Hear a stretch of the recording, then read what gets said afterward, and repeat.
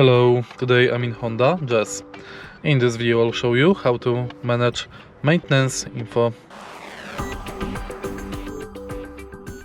In the beginning, take a look at the instrument cluster display and navigate through it using this panel on the steering wheel. Now go to menu and go to maintenance info. Now you can reset item A, item B, item 2, 3, 4, 5, 6, 7, 8, 9. Or you can cancel. To reset trip info, reset maintenance info, select item you want to reset, and it's done.